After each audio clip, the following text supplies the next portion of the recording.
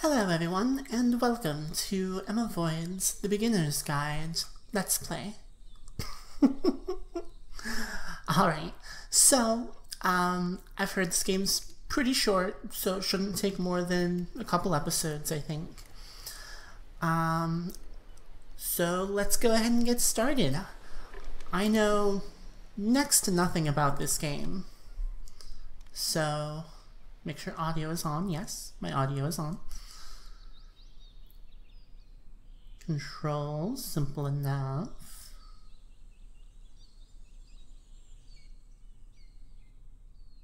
Hi there. Thank you very much for playing The Beginner's Guide. Oh, well, My welcome. name is Davey Reedon. I wrote The Stanley Parable, and while that game tells a pretty absurd story, Stanley Parable is good today stuff. I'm going to tell you about a series of events that happened between 2008 and 2011. We're going to look at the games made by a friend of mine named Coda. Now, these games mean a lot to me. I met Coda in early 2009 at a time when I was really struggling with some personal stuff, and his work pointed me in a very powerful direction. I found it to be a good reference point for the kinds of creative works that I wanted to make. So just to start you off, this is, I think, the first game he ever made. It's a level for Counter-Strike. You can walk around here, by the way. And mostly it's just Coda learning the basics of building a 3D environment. But what I like is that even though he starts from the simple aesthetic of a desert town, he then scatters these colorful abstract blobs and impossible floating crates around the level. And of course, it destroys the illusion that this actually is a desert town, and instead this level becomes a kind of calling card from its creator. It's like a reminder that this video game was constructed by a real person. And it kind of makes you wonder, what was going through his head as he was building this? This is what I like about all of Coda's games. I mean, not that they're all fascinating as games, but that they are all going to give us access to their creator. I want us to see past the games themselves. I want to get to know who this human being really is. And that's exactly what we're going to do here. So, it's 2008, Coda starts making these games, and he never releases any of them. He doesn't put them onto the internet, he just makes them and then immediately abandons them, and they sit on his computer forever. And I think he really understood this image of himself as a recluse. At one point, he jokingly renamed his computer's recycling bin to Important Games Folder.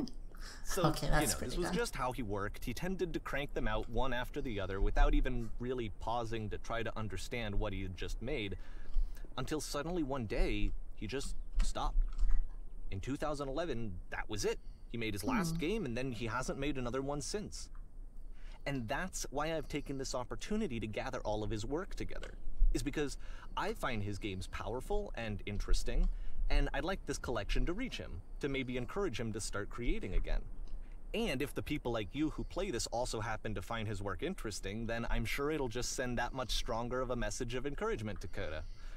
So thanks for joining me on this. If you have a particular interpretation that I haven't mentioned here, or if you just need to get in touch, you can email me at daveywreden@gmail.com. Okay, that's about it for introduction. Let's take a look at Coda's first proper game.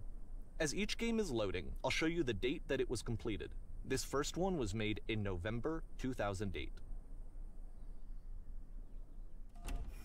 Well, this is certainly interesting so far. Whisper machine status active. Oh. Alright, so we have a gun. This game is called Escape from Whisper, and it's one of the more generic games you'll see from Coda.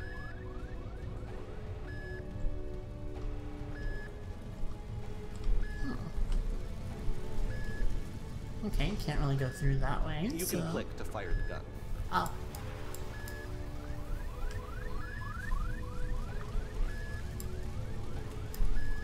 Interesting.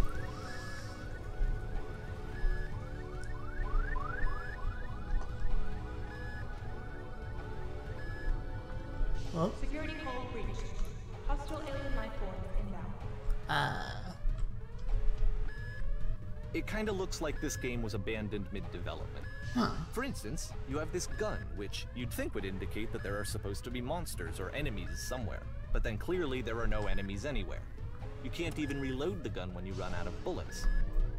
But ultimately, we don't really know. Maybe Coda thought that actually it was complete the way that it is.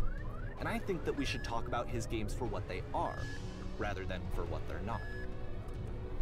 Enemy force neutralized. Begin ship activation. Oh. That is weird.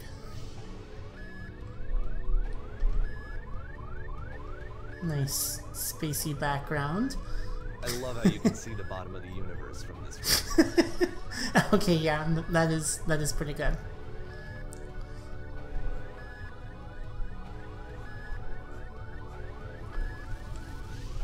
Nope. Ah, here we go.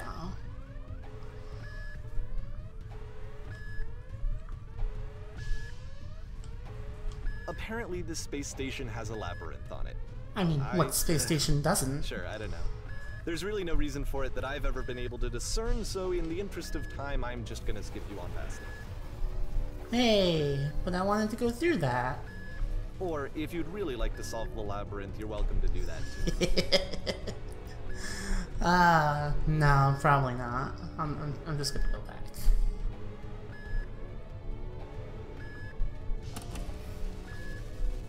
Okay, this is the part that's interesting. The game has this narrative about the whisper machine and how it has to be turned off, and then you get to the engine room. Alright. Hey, you there, in the engine room. You could save us all. That beam is powering the whisper machine. We could disrupt it by introducing a great enough heat signature. If Whisper machine. Your body could stop the beam. It's so much to ask, but for all of our lives, would you do it? Could you give yourself? Huh.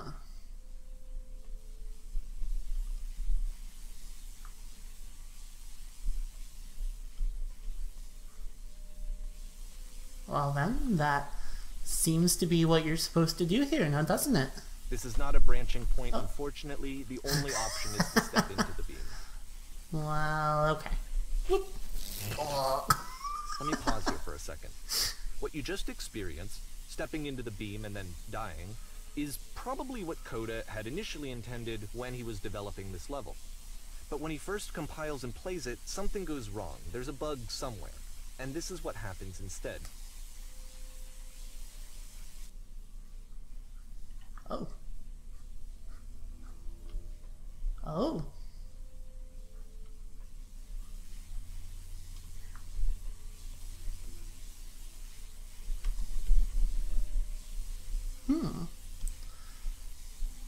Alright.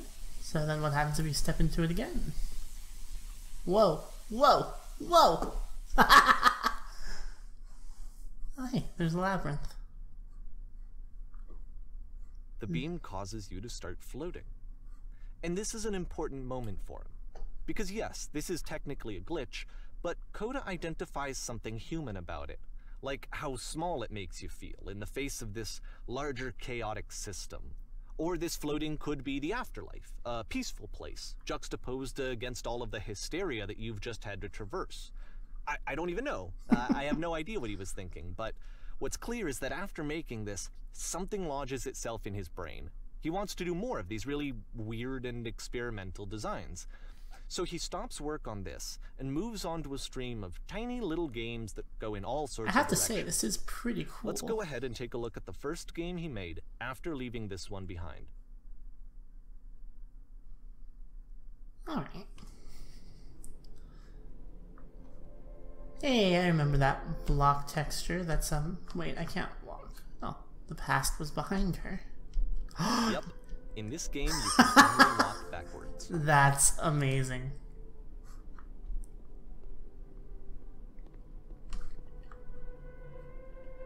But yeah, this reminds me a lot of that old Windows screensaver.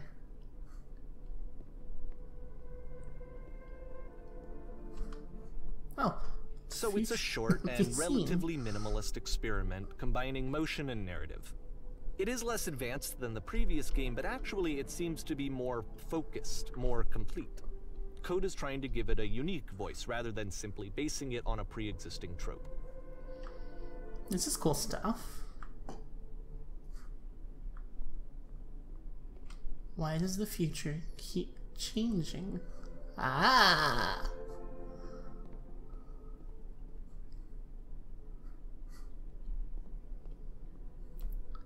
When she stops and looks, it becomes clearer.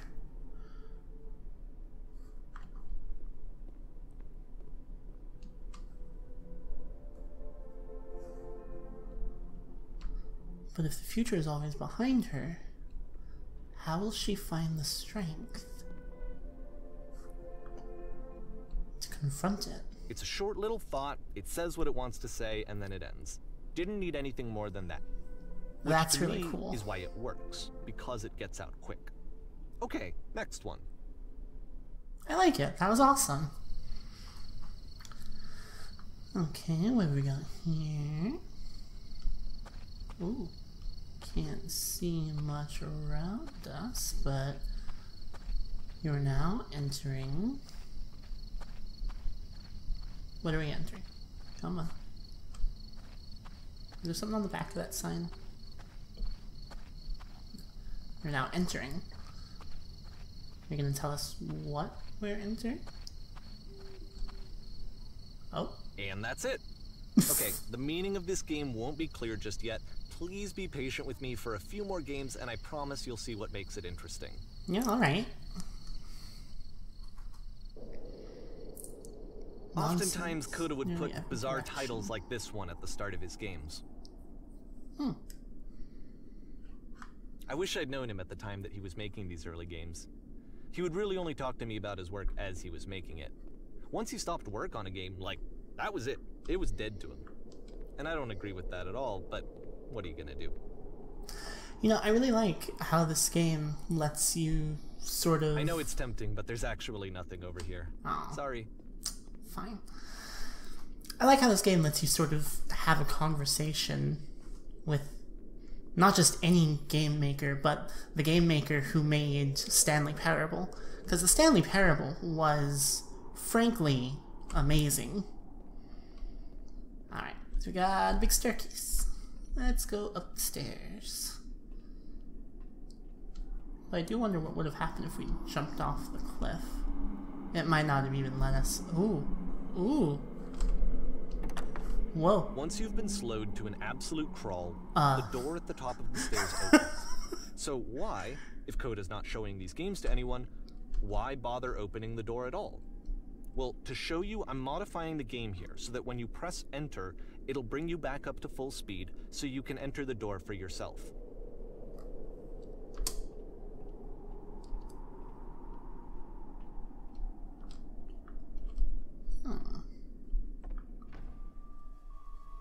Okay, stand on an X staring at a bear. What game of posters? A stranger appears. You start in a small room, so you realize you can just walk through the walls.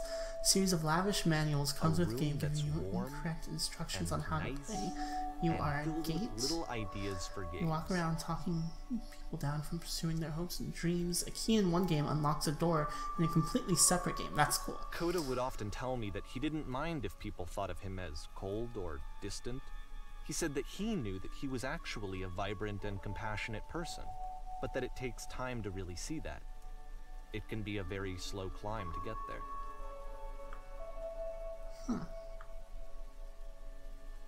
A loud, bodiless sound, walking around confusing people. That was cool and weird. Ready, set, fish. Alright. Another gun. Got a bunch of concrete. Some stairs. Wooden stairs. That's kind of weird. But, any fish? Well, this is new for Coda. It's an actual puzzle. Go ahead and see if you can solve it. Alright, let's see. Ooh.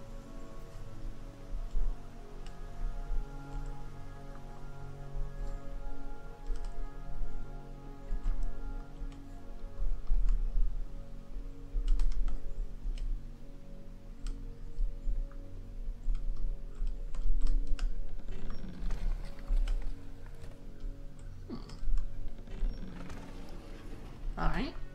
My guess is... Ah! Don't forget that solution, because we're going to see this puzzle again soon. We're gonna see it a lot. Alright, that makes sense.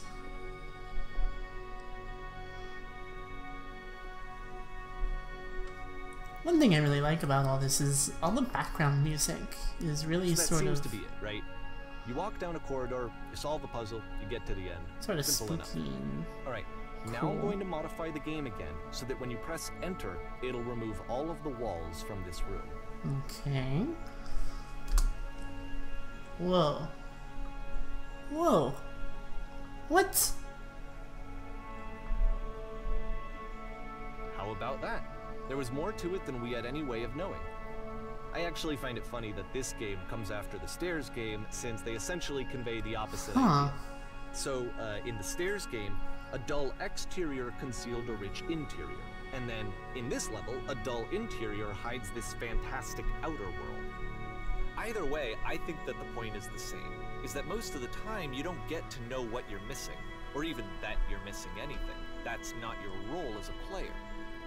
So if your role here is not to understand, then what is it?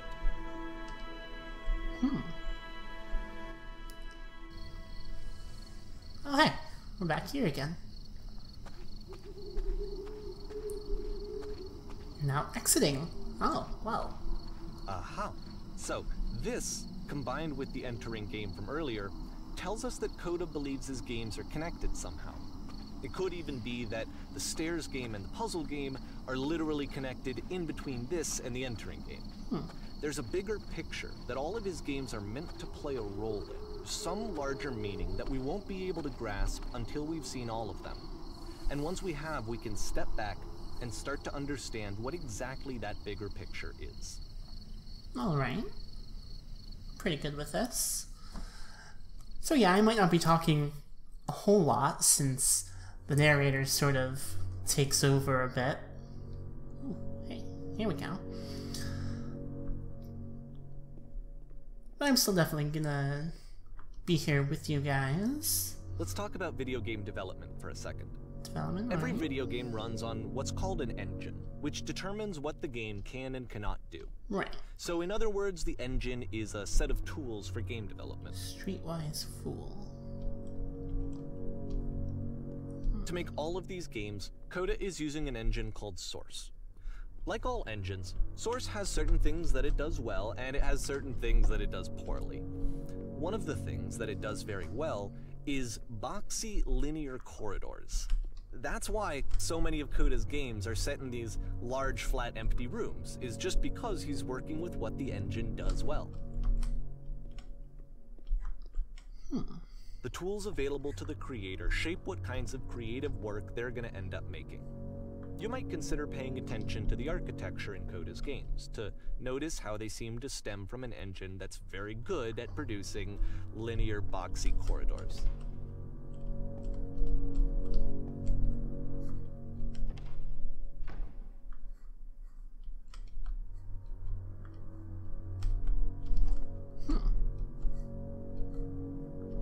Okay.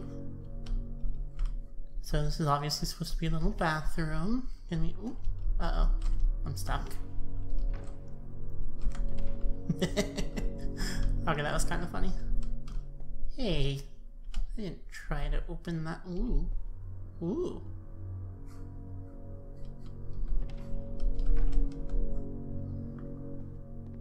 There we go. Ooh. Ooh. Oh, this is cool. I like this.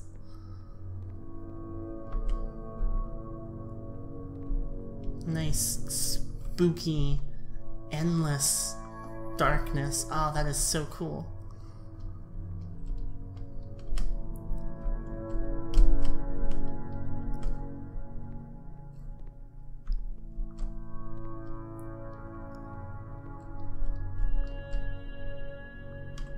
Gosh.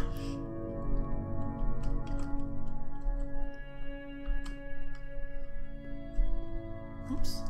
Oh, there we go. We're alright.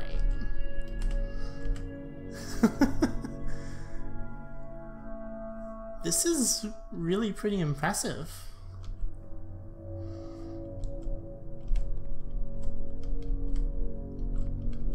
Very, kind of spooky and out there.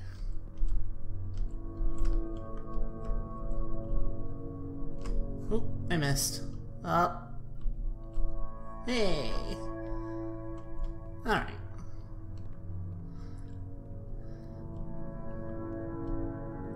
Thankfully, there's no way to die in this game. We do have this deeper underground corridor. Man, an invisible wall here. That's weird. Well, you know, invisible, quote unquote, except not quite.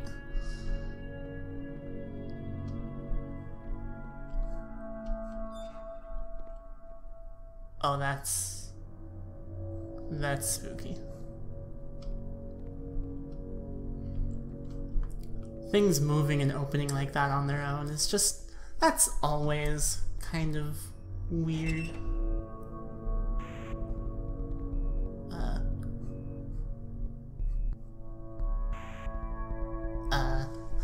I don't know that I like these, well, hello, okay. I guess we go, oh, we're in a prison. Let's, whoop, whoop, whoop, whoop, whoop, whoop, whoop, whoop. Okay. Sound effects are quite spooky. The prison atmosphere they want us to go in. I don't want to go. Oh, damn it.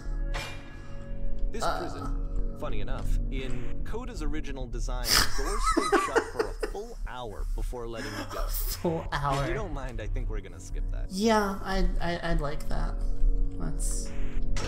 Oh, back down we go. This is something that he and I used to argue about a lot. You know, whether a game ought to actually be playable, whether it means anything if no one can get through it. And I would always defend that, you know, all this work goes into the game, why not make it playable and accessible? And so we just got into heated arguments over it, and there was one time that after one of these conversations, he went home, and a day or two later, he sent me a zip file entitled Playable Games that was full of hundreds of individual games, each of which was just an empty box that you walked around in and nothing else. Believe me, I played every single one of those just to find out if there was like a gag hidden somewhere. There wasn't.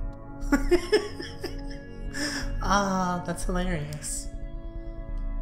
This Coda character is definitely entertaining.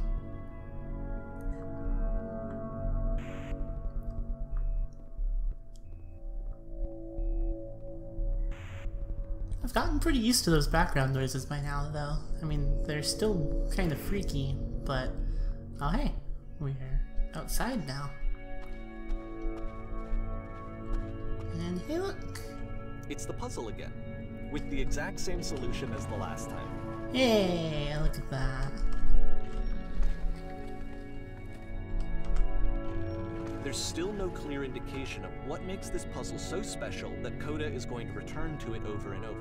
But I promise I'll share with you my interpretation very shortly. Nice little skylight here. You know, I like that puzzle also, though. I mean, it sort of takes a bit of trust to... Whoa. Whoa. Oh. You there? Did you come from up above? Coda begins using What a was kind up of there? dialogue system that he fashioned out of the engine's chat capabilities. Use the 1, 2, 3 buttons on your keyboard to respond.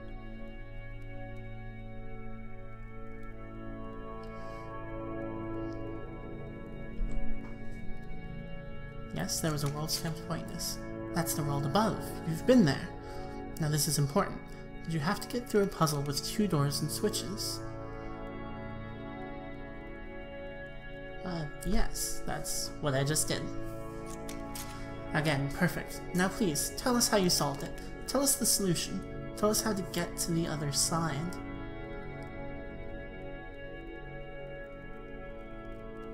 Huh. Don't remember how I solved it. Trying to remember, but I can't. Didn't solve it, someone else let me in, or trust me, you don't want to go over there. Oh, but we do. We need to get there. Do you understand? It is the most important thing in the world. We have to escape this prison. There must be an ending. I promise you, there is nothing I want more.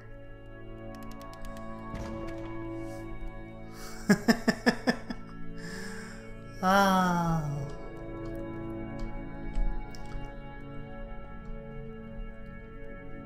Huh. How did you get here? Was there a puzzle you had to pass through? Do you want to know how to solve it? No, we actually find the black space between the doors to be far more interesting. Have you seen it yet? I do remember that, and it was strange. Don't think too hard about it. Oh, well, okay. You'll see it again soon.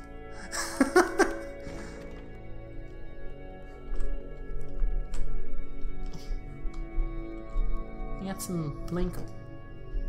No, not Blink books here. Just random books sitting there. Oh hey, further down we go. And so we make one last descent down to the final floor of the level. Okay.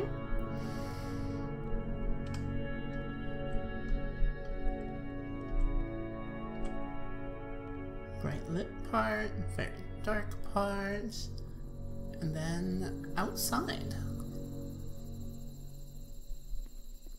It's a lamppost. Okay, I can't tell you quite why, but for some reason Coda fixates on this lamppost. It's going to appear at the end of every single one of his games from here on out. I'll tell you what I think. I think that up to this point, you know, he's been making really strange and abstract games with no clear purpose, and maybe you can only float around in that headspace for so long. Because now he wants something to hold on to. He wants a reference point. He wants the work to be leading to something. He wants a destination, which is what this lamppost is. It's a destination. We're going to see it in the work as well. His games are just going to become a lot more cohesive, a lot more fully developed, with more of a clear idea behind them. And as we go, that idea will get clearer and clearer and clearer.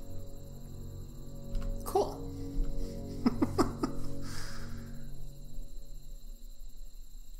This stuff is weird, but I'm liking it.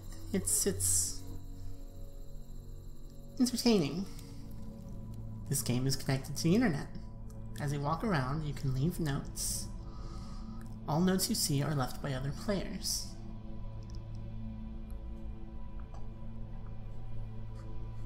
Okay. Nice room. Not. Yeah, it sounds like something jerks on the internet would say. So first off, I'm sure you can deduce this, but this game is not connected to the internet. All of the notes that you're going to see have been written by Coda. This was actually the first game of his that I ever played. This was shortly after I met him at a weekend game jam in Sacramento, where I grew up. I saw him working on this very level, and it was just so different from anything that anyone else was doing. So right away I was like, I have to be friends with this person. Yeah, I know how that is. Ooh, in retrospect, I think I was probably a bit too pushy, trying to get his attention. I was over-enthusiastic. But he was very gracious about it and very patient with me. And I cooled off eventually. Oh, feel free to skip over any of these notes if they're not doing anything for you. Nothing extra is going to happen if you read all of them. Everyone read this. Either way, to me they convey a sense of loneliness. I see this person who's filled with thoughts and feelings and beliefs and has no way to express them except as scattered and unheard voices in a game that wasn't meant to be played. King of the world. But it's ironic, isn't it? That in playing this game and seeing how alone Coda often felt, that we get to know him better and actually kind of connect with him. And I have to be honest with you, this idea is really seductive to me. That I could just play someone's game and see the voices in their head and get to know them better and have to do less of the messy in-person socializing. I could just get to know you through your work. I think this is why I always liked Coda's games so much, is because it felt like they let me have that connection. I felt as though he was inviting me personally into his world. And then I feel less lonely too. Aww. Cool cavern.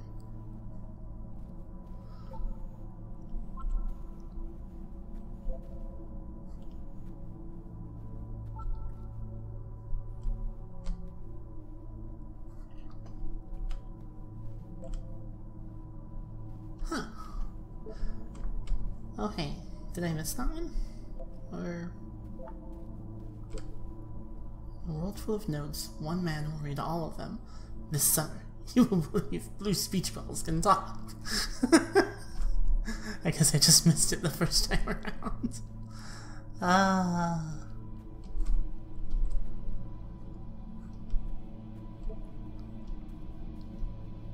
This is, again, spooky but cool. I can assure you, guarantee that there's an acorn somewhere here in this place, and the sailors are looking for it.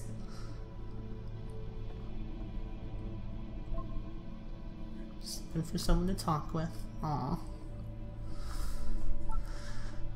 I refuse to believe. Butt ass butt. Nice. Need to go to the freaking bathroom. Recognize me, please. Aww.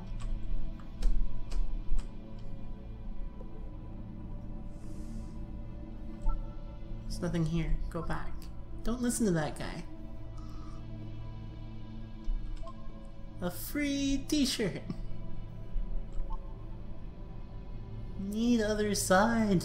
Door, why are you so? Makes game, includes door, cannot open door. Thanks. Open sesame. Door how open?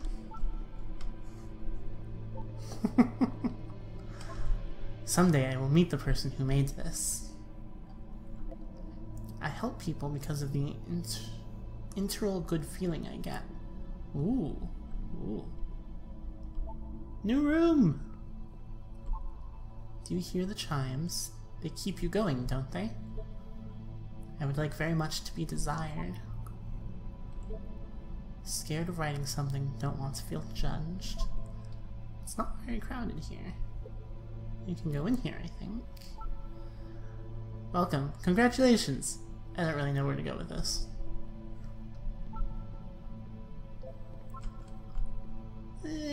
Don't bother. A game where you leave notes and suddenly everyone's a poet. This is where I get off. I failed to write anything here. I am compelled. Stop, turn back. Proceeding further will only result in misery. Take my hand, let's jump together.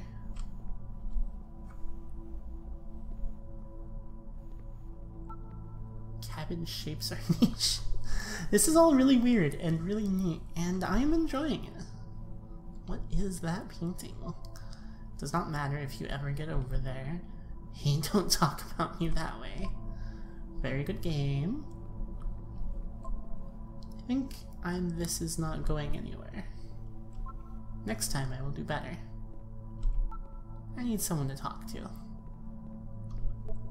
This is a note. Don't listen to the other notes. I'm not safe.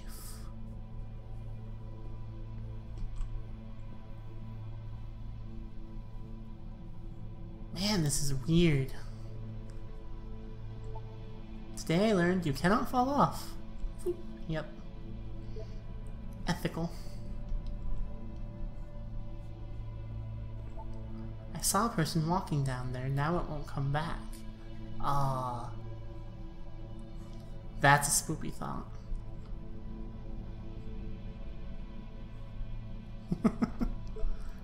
Devil Tower Star. Well done, all of you. Huh.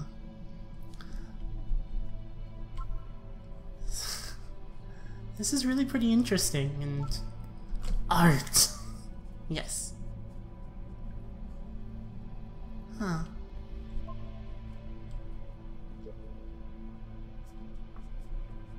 There's some whispering going around.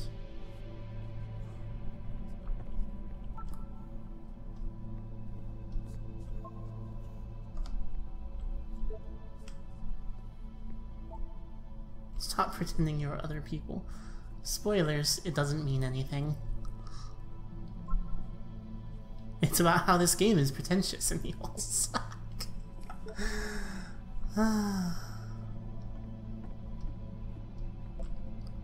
Maybe I'll feel real someday. He was himself the most horrible creature he could imagine.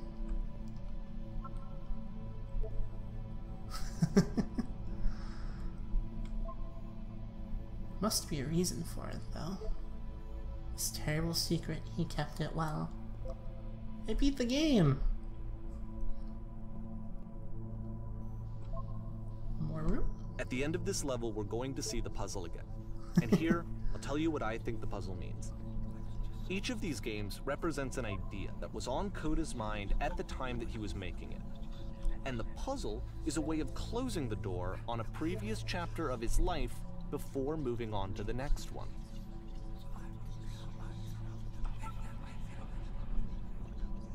And the whispering gets louder and spookier. Hey, that 3-dot pattern was in one of the other rooms.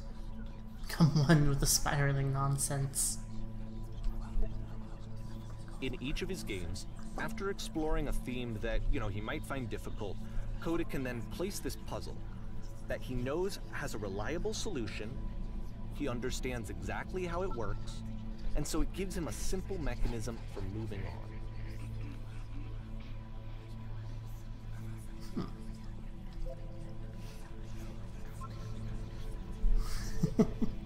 Help! Help!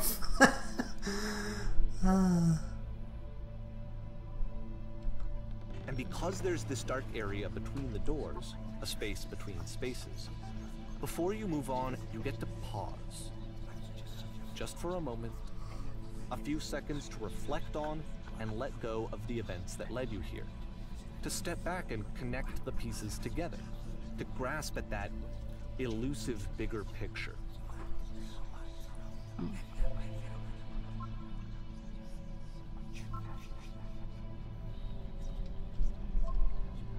It's not so bad in here.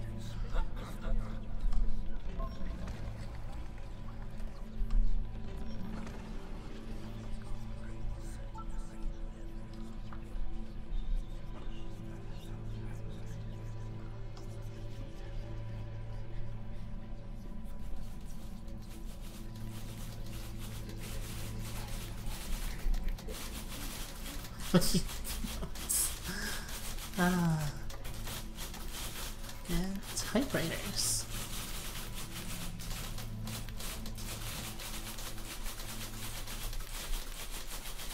Are you there? Please say something. It can be anything, I just need you to say something. Talk to me, please. Why are you having so much difficulty talking?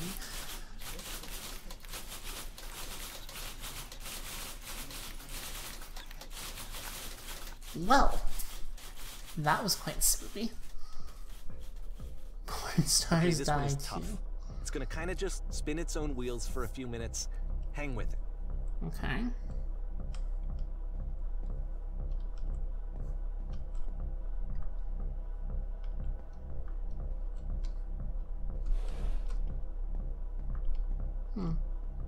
That's pretty interesting.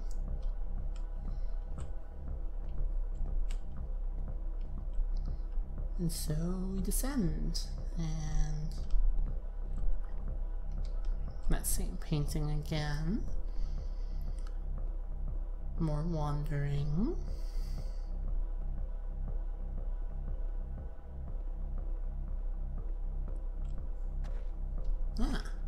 See, this is it.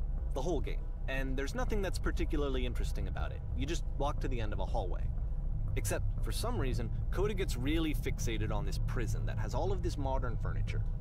And I don't know why, but he decides he needs to revisit this prison. He's gonna start over, use the same assets, turn it into something else. Okay, cool. Here's version 2. Oh. What furniture ought to go in the center of the room?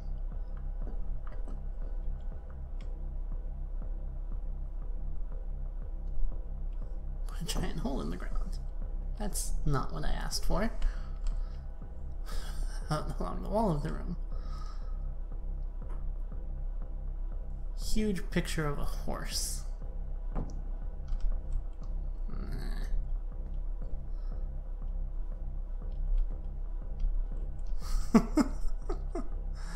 Live Tesla coils. I love it. Oh. No such luck. And a table. You need a table. Who are you? Where exactly are you doing this from?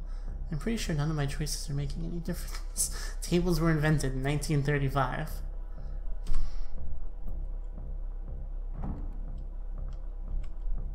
Oh. Oh. Oh. Oh. There's a bit more to this one, but still, it's not really communicating anything. It's kind of just weird for weirdness' sake. I mean, that can be fun too, though. Hey, we get a little... So, okay, he throws it out and starts over. This time he comes at the prison idea from a different direction.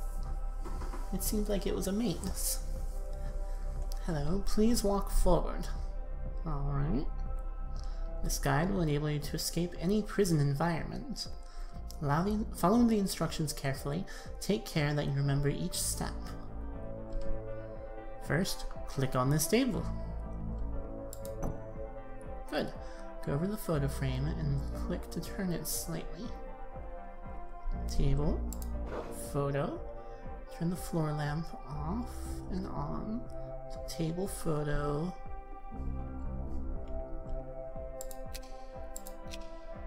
Lamp. Off and on. A side sofa. Touch the shelves. Like I said, these shelves. That's it. In a real prison, the escape will now open. Return to the start to be taken back to your prison.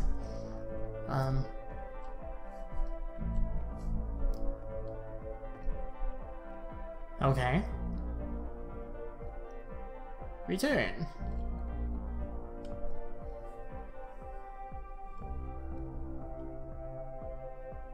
Yay, and we're back here again. And of course, now the table is gone and you can't begin the chain of events to escape. Here's a version where there are no bars, but you can't actually get to the well. And then a version where the inside of the prison is the outside and the outside is the inside. Let me just blink you real quick through a few more of these. I mean, he really unloaded on this prison idea. There's nearly a dozen of them. Personally, I think it's awful to watch this. To see a person basically unraveling through their work. And for what? Like, at what point do you just go, maybe there are game ideas other than this prison that I could be working on? But Coda doesn't have that voice telling you to stop. That particular mechanism of defense against yourself. Without it, you just spiral. And so he keeps going and going and going and going and going, and then he hits on something. And he likes it. And that's it. He's done. He stops making prisons. This is the very last version of the prison game that he created. And the reason I think it works is that the prison is not actually in it. Okay. I'm going to take a short break. Be just a moment.